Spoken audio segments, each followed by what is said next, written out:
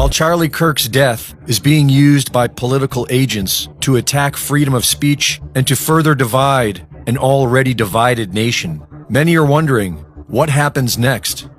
And most financial analysts these days will tell you what's next. Radical change in the U.S. economy is coming.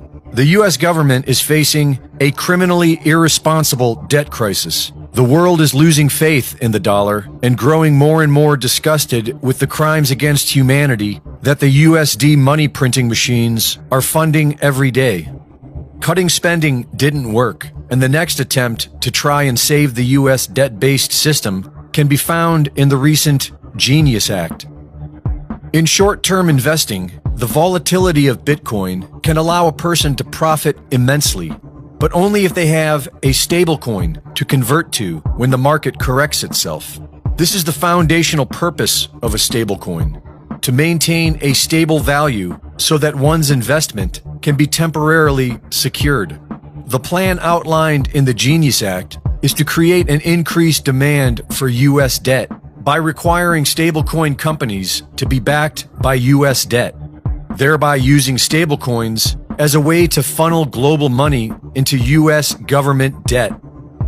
President Putin's advisor, Anton Kobyakov, says that the U.S. is planning a worldwide crypto rug pull to erase its massive debt by creating a U.S. debt-based stablecoin system and then devalue it, robbing the people of their money to pay off its debt. Right now, America is trying to change the rules in the gold and cryptocurrency markets. Remember how much debt they have, $35 trillion.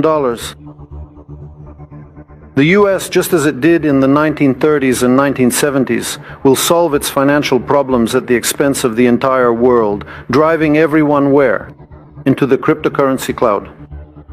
Over time, when part of the US national debt is placed in stablecoins, the US will devalue that debt.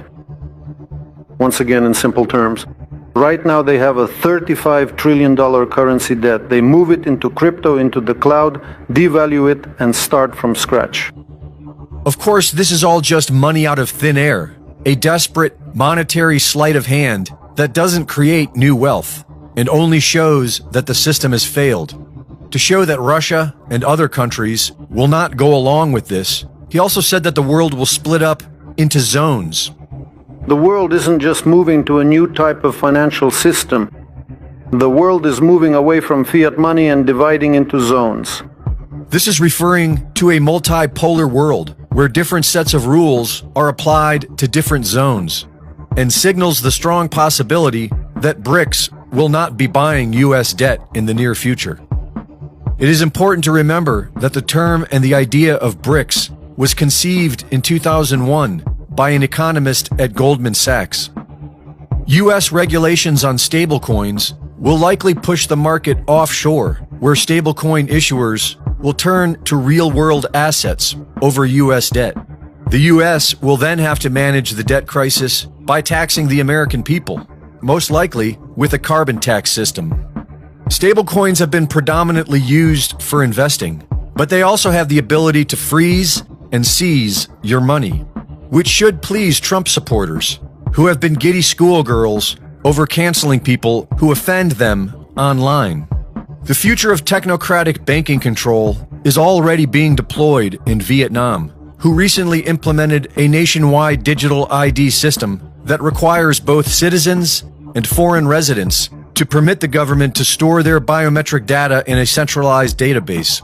Participation is not optional, and all accounts without biometric data will be closed. The Vietnamese government has already erased and/or frozen 86 million bank accounts, and Vietnam is just the beta test.